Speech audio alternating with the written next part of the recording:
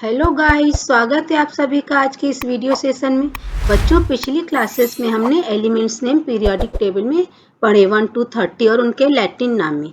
आज की क्लास में हम पढ़ेंगे रसायन विज्ञान और उनके अणुसूत्र। तो चलिए हम स्टार्ट करते हैं।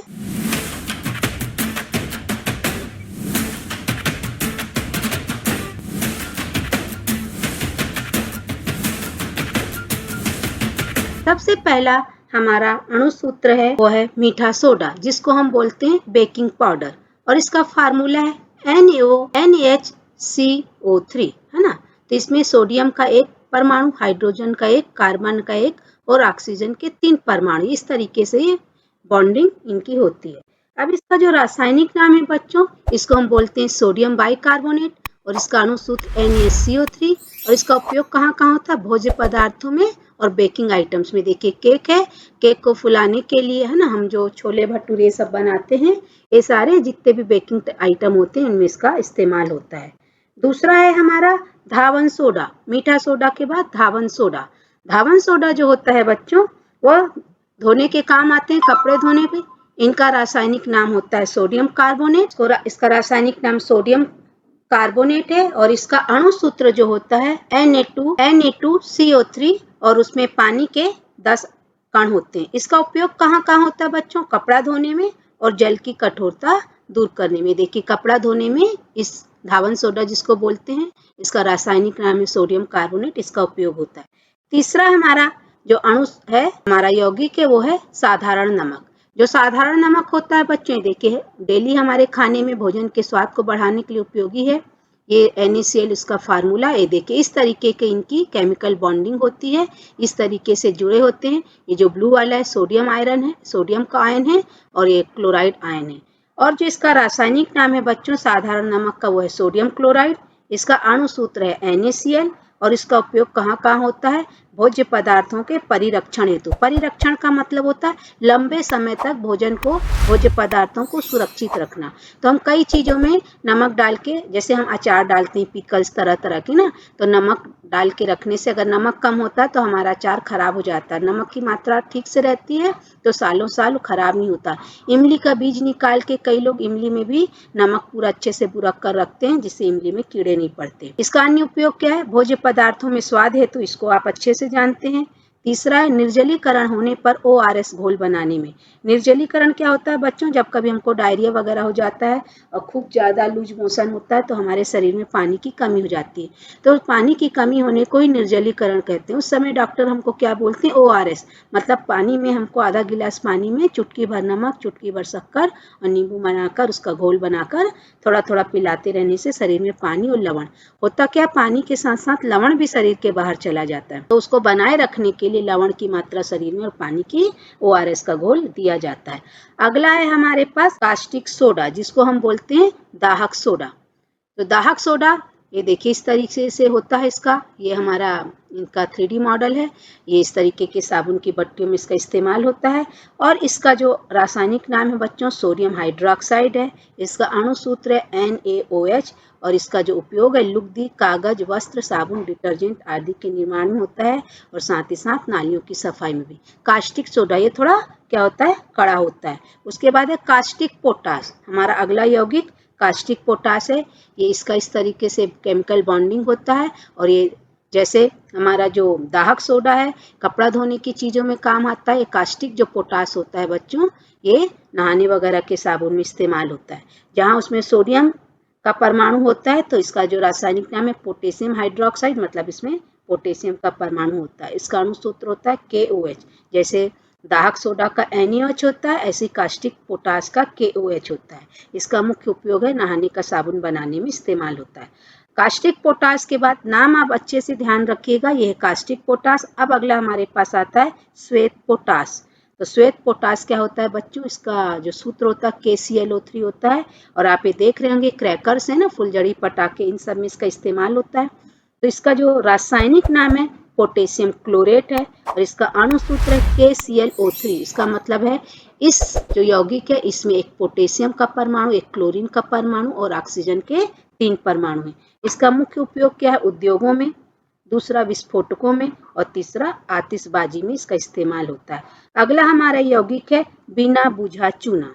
बिना बुझा चूना ये देखिए इस तरीके से दिखता है। जब हम दीपावली के समय सफाई लिपाई पुताई करते हैं तो हम इस तरीके से मंगाते हैं। इसको क्विक लाइम भी बोलते हैं और इसका आणविक संगठन है। इसका रासायनिक नाम होता है कैल्शियम ऑक्साइड और इसका अणुसूत्र होता है कैल्शियम Ca और ऑक्साइड का O। मतलब इस अणुसूत्र में कैल्शियम का एक परमाणु और ऑक्सीजन का एक परमाणु होता है। ये रंगाई पुताई में इसका मुख्य उपयोग होता है। यह ऐसा पदार्थ है जिसमें पानी डालने पर ऊष्मा देता है। आप अच्छे से जानते हैं बच्चों, जब हम ये लाते हैं जिसको बिना बुझा चूना बोलते खड़िया, और इसमें पानी डालते हैं तो बुलबुले उठते हैं। हम अच्छे से इसको घोल के मिलाकर रख देते हैं ना।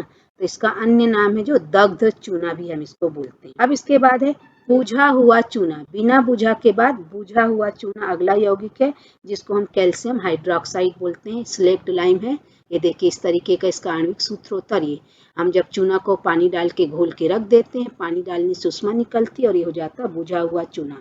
और इसका जो केमिकल फार्मूला होगा, पहले रासायनिक नाम कैल्शियम हाइड्रोक्साइड और अणु सूत्र होगा जो CaOH ट्वाइस। इसका मतलब है इसमें OH के 2 हिस्से होंगे। कैल्शियम में एक अणु कैल्शियम का, ऑक्सीजन के 2 और हाइड्रोजन के 2 परमाणु इसमें होंगे। इसका मुख्य उपयोग क्या है बच्चों? इसका मुख्य उपयोग रंग रोगन में है। इसका पानी निकालकर चूने के पानी के रूप में विभिन्न प्रकार के प्रयोगों में कार्बन डाइऑक्साइड की उपस्थिति ज्ञात करने हेतु किया जाता है।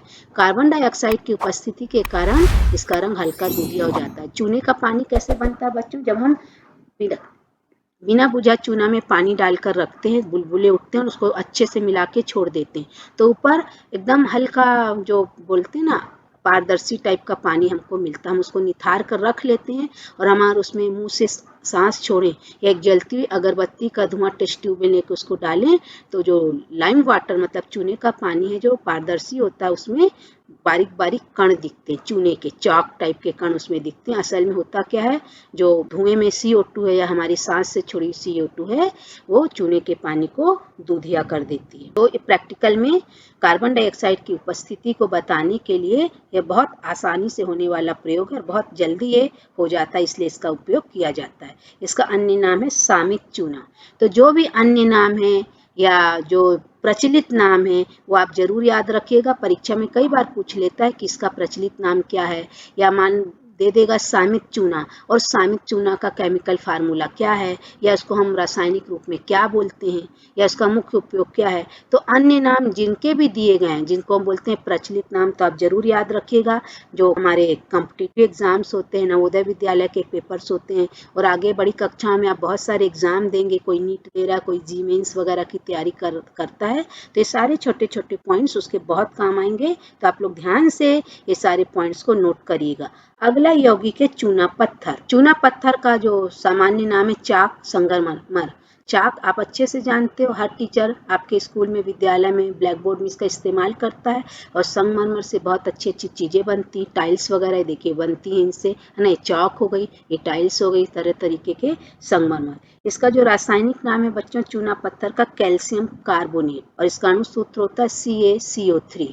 मतलब इसमें कैल्शियम का एक परमाणु, कार्बन का एक परमाणु और ऑक्सीजन के 3 परमाणु। जब हम चूने के पानी में धुआं डालते हैं बच्चों, अगरबत्ती अपने मुंह से निकला तो CO2 के कारण उस चूने के पानी में यही कैल्शियम कार्बोनेट बनता है और ये अविलेय होता है पानी में, इसलिए उसके कण तैरते दिखते हैं और पानी क्या होता है, चूने का पानी दूधिया हो जाता है। इसका मुख्य उपयोग उद्योगों में है। टाइल्स उद्योग है ना, टाइल्स, मोती, चाक, संगमरमर आदि इसी से बने होते हैं। अगला हमारे पास जो यौगिक है वो है लाल दवा। आप सभी बहुत अच्छे से जानते होंगे, आप लोग के गांव में आसपास कुआं है ना, ट्यूबवेल तो मिल ही जाता है, तो उस समय इसका इस्तेमाल होता है।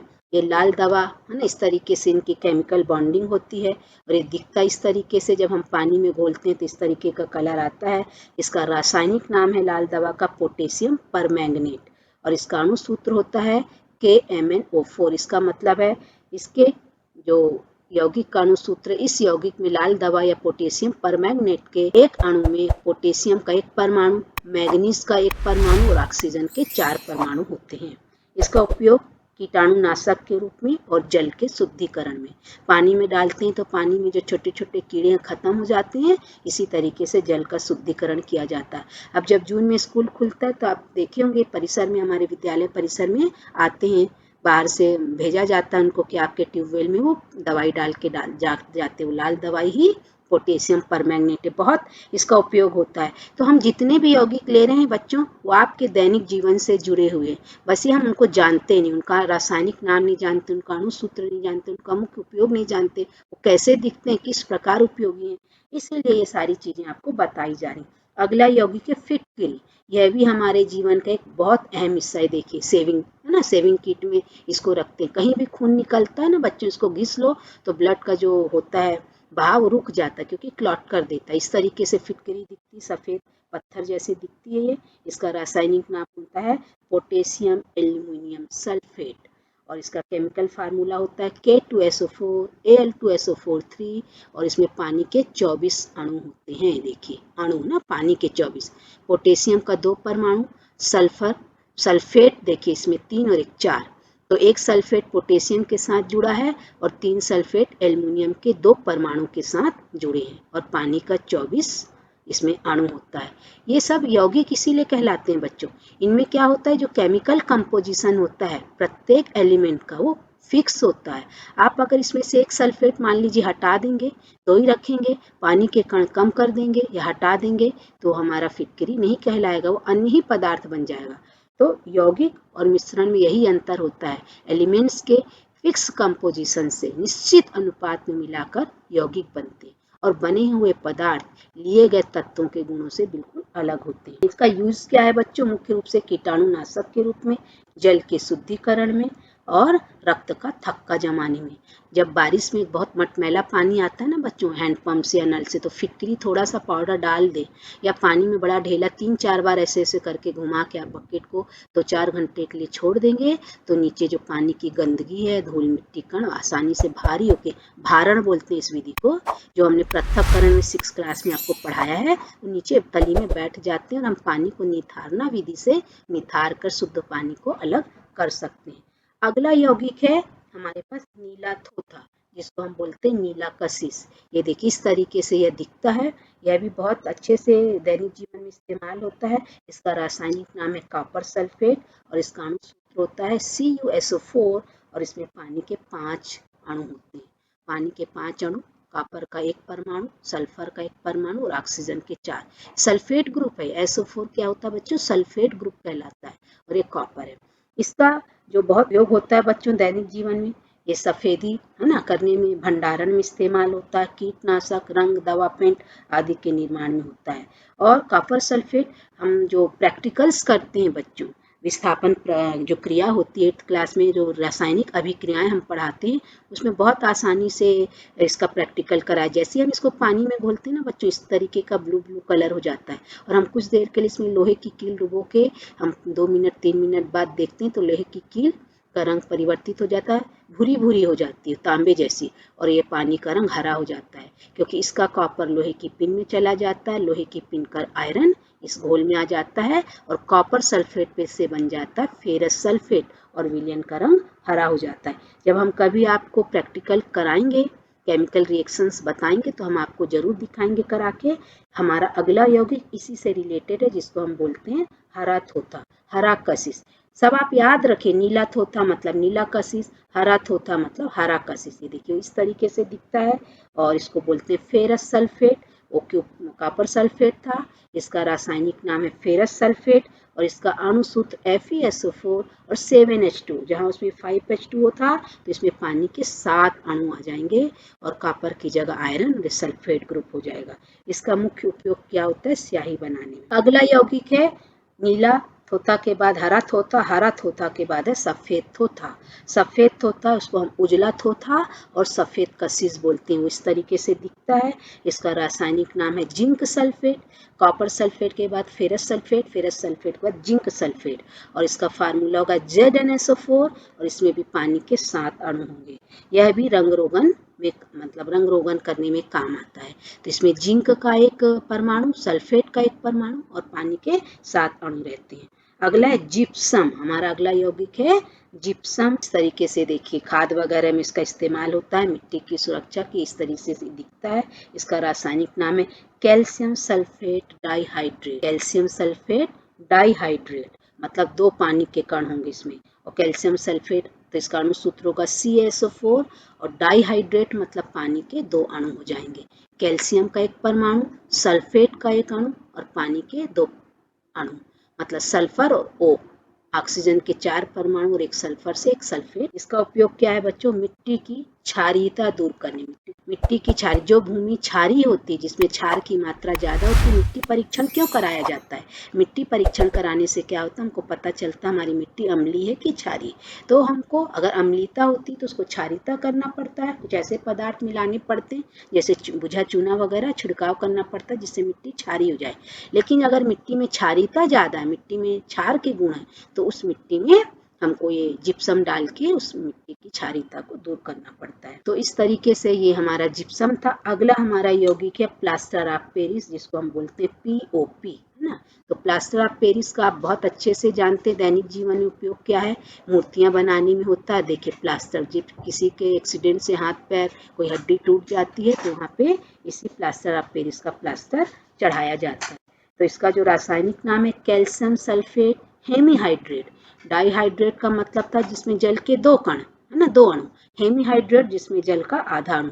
और कैल्शियम सल्फेट मतलब इसका जो अणु सूत्र होगा CaSO4 और हाफ H2O मतलब पानी का सिर्फ आधा अणु। इसका उपयोग चिकित्सा विभाग में हड्डी जोड़ने में होता है, रंग रोगन और मूर्तियां बनाने में होता है, या जिप्सम से प्राप्त होता है ना। जिप्सम हमने अभी देखा था बच्चों, कैल्शियम सल्फेट ही था और उसमें पानी के कितने 2 अणु थे। तो जब जिप्सम से हम पानी के कण निकाल लेते हैं 1.5 कण, तो बन जाता है प्लास्टर ऑफ पेरिस। इसीलिए हर यौगिक एक निश्चित केमिकल कंपोजिशन से बनता है और उसके इस केमिकल कंपोजिशन को ध्यान रखना बहुत जरूरी है। अगर आप इसमें 2 पानी के आधे की जगह 2 अणु कर देंगे तो ये हमारा जिप्सम बन जाएगा। और जब हम इससे 1.5 जिप्सम से पानी के कण निकाल लेंगे, अणु निकाल लेंगे 1.5 मतलब आधा और 1, तो हमारा बन जाएगा प्लास्टर ऑफ पेरिस। अगला हमारा यौगिक है क्लोरोफॉर्म। बहुत आप लोगों ने सुना होगा, पिक्चर टीवी में देखा होगा आपने, इस तरीके से लोग बेहोशी की दवा सुंघा के किसी को भी किडनैप कर लेते हैं। ये इसका केमिकल कंपोजिशन का इस तरीके से 3D मॉडल होता है। इसका रासायनिक नाम है ट्राइक्लोरोमीथेन। ट्राइक्लोरोमीथेन बोलते हैं और इसका अणु सूत्र होता है CHCl3। ये ऑर्गेनिक मतलब कार्बनिक यौगिक है। कार्बन और हाइड्रोजन से मिलकर बने पदार्थ कार्बनिक कंपाउंड्स या हाइड्रोकार्बन्स कहलाते हैं। एक कार्बन, एक हाइड्रोजन और क्लोरीन के 3 परमाणुओं से मिलकर बनता है क्लोरोफॉर्म। इसका उपयोग निश्चेतक के रूप में मतलब बेहोश करने वाली दवा के रूप में इसका इस्तेमाल होता है। अब क्लोरोफॉर्म मतलब क्लोरीन जुड़ा है इसलिए क्लोरोफॉर्म। अगला यौगिक होगा आयोडोफॉर्म, जिसमें क्या होगा, आयोडीन जुड़ा होगा। तो आयोडोफॉर्म देखिए आप मॉडल होता है इस तरीके से होता है और इसका रासायनिक नाम होगा ट्राई आयोडोमीथेन और इसका केमिकल फार्मूला होगा CHI3। CHI3 का मतलब है ये भी कार्बनिक यौगिक है। एक कार्बन और एक हाइड्रोजन और आयोडीन के 3 परमाणु मिलकर ये हमारा यौगिक बनता है। इसका उपयोग जीवाणुनाशक के रूप में होता है। जो शरीर में सूक्ष्म जीवाणु भोज्य पदार्थों में सब में लग जाते हैं तो आयोडोफॉर्म डाल के उनको शुद्ध किया जाता है। अगला है विरंजक चूर्ण, हमारा अगला यौगिक विरंजक चूर्ण जिसको ब्लीचिंग पाउडर बोलते हैं। ये देखिए पैजामा दिख रहा है आपको, यहाँ पे कोई दाग लग गया है, इस दाग को हटाने में इसका उपयोग होता है। देखिए किस तरीके से ब्लीचिंग पाउडर का अभी कोरोना काल में बहुत जगह इसका छिड़काव करके शुद्धता मतलब कीटाणुनाशक के रूप में कीड़े मकोड़ों सबको छोटे छोटे कीटाणु को हटाने में नष्ट करने में इसका इस्तेमाल होता है। और रंग उड़ाने में विरंजक चूर्ण है ना, रंजक विरंजक मतलब रंग उड़ा देता है, इसलिए इसका नाम साधारण नाम विरंजक चूर्ण और ब्लीचिंग पाउडर है। इसका रासायनिक नाम है कैल्शियम हाइपोक्लोराइड। इसका अणु सूत्र है CaOCl और Cl मतलब इसमें क्लोरीन के 2 परमाणु होंगे और एक ऑक्सीजन और एक कैल्शियम, इसलिए इसको इस तरीके से लिखते हैं। वैसे हम इसको CaOCl2 भी लिख सकते हैं। इसका मुख्य उपयोग कीटाणुनाशक के रूप में रंग उड़ाने की क्रिया को ही विरंजन क्रिया कहते हैं। अगला हमारा यौगिक है गंधक अम्ल। इसका भी बहुत उपयोग होता है केमिकल रिएक्शंस में। इसको हम सल्फ्यूरिक अम्ल बोलते हैं, अम्लों का राजा है, king of chemical sulphuric acid. ये देखिए बैटरी वगैरह में इस्तेमाल होता है, दवाइयों में इस्तेमाल होता है, आर्टिफिशियल सिल्क वगैरह। आर्टिफिशियल सिल्क है, नेचुरल सिल्क बहुत महंगा होता है, सिल्क के कीड़े से बनता है।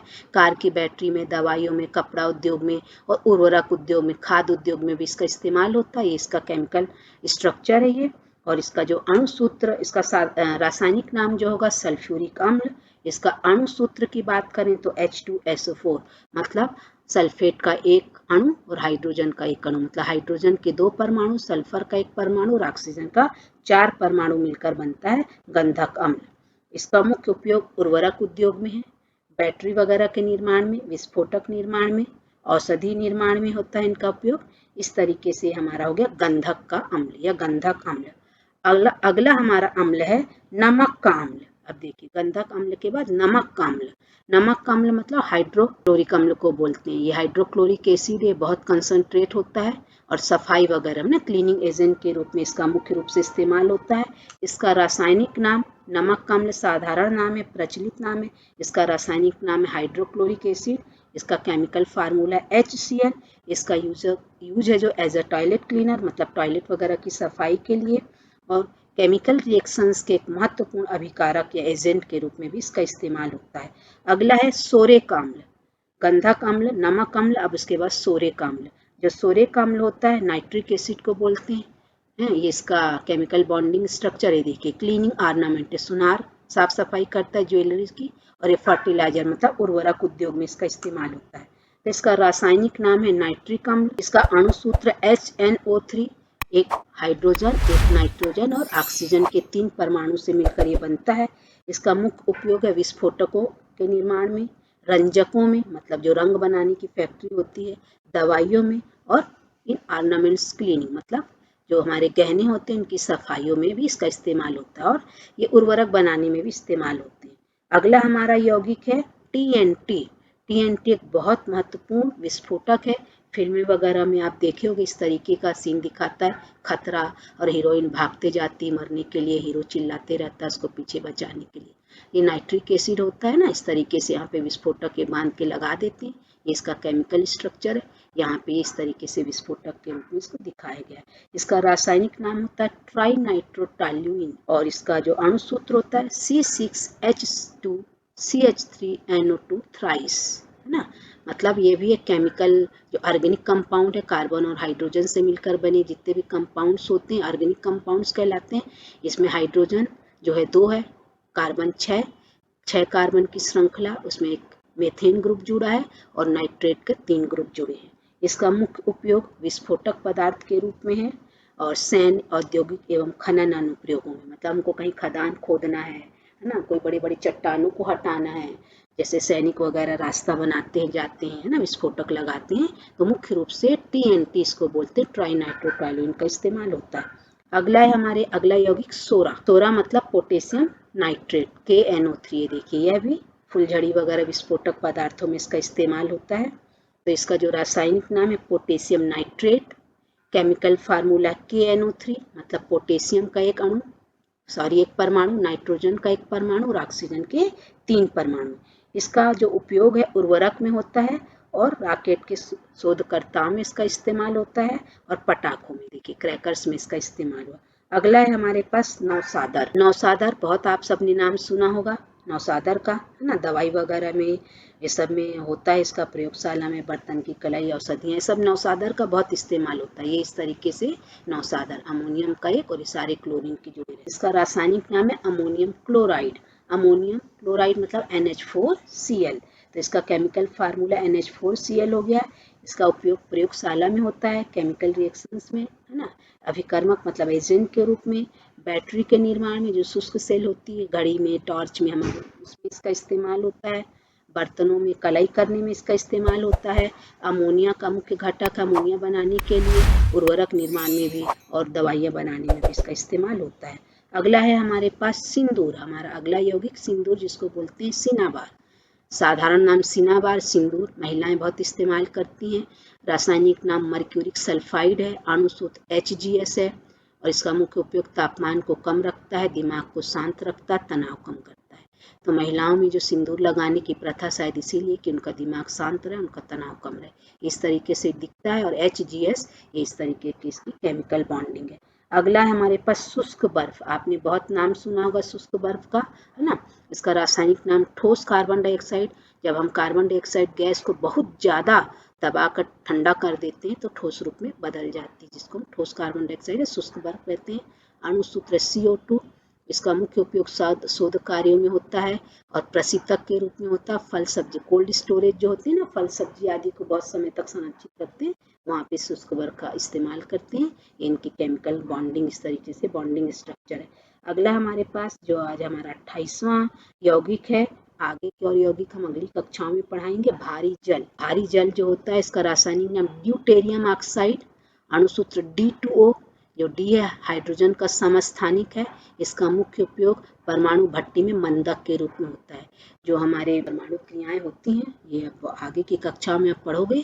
न्यूक्लियर रिएक्टर्स होते हैं, वहाँ पे बहुत ज़्यादा एनर्जी निकलती है जिसका उपयोग होता है बहुत जगहों में, क्योंकि पानी बिजली ये सब की बहुत कमी हो रही, कोयला कम हो रहा है, पानी कम हो रहा है। तो एक नया है कि परमाणु जो तत्व होते हैं जिनमें ये सब के गुण होते हैं, उसमें हम इसका इस्तेमाल करते हैं ताकि बहुत ज़्यादा विस्फोट ना हो, मंदक के रूप में उस क्रिया को कम करने के लिए। ये इसकी केमिकल बॉन्डिंग का 3D मॉडल है। इसको हैवी वाटर बोलते हैं, D2O। ये D हाइड्रोजन का ही समस्थानिक है। पानी का फार्मूला H2O होता है, ये D2O, क्योंकि D क्या है, हाइड्रोजन का एक समस्थानिक है।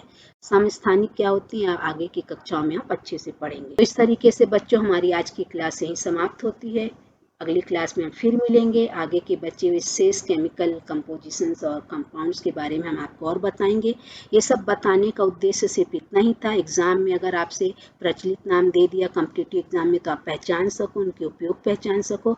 और जो छोटी कक्षाएं 6 to 8 उसमें कोई भी केमिकल फार्मूला देके उसमें पूछता है कि यह किस किस परमाणु से बना है या इसमें कुल कितने परमाणु हैं। 7th क्लास में है, इसको मैं वीडियो क्लास बना के पूरा आपको बताऊंगी, प्रैक्टिस सेशन भी इसका लूंगी। तो आप लोग ये वीडियो को जरूर देखिए और इसको लाइक शेयर और सब्सक्राइब करिए, और कोई डाउट हो तो कमेंट बॉक्स में कमेंट करिए। मिलते हैं अगली क्लास में, तब तक के लिए बाय बाय।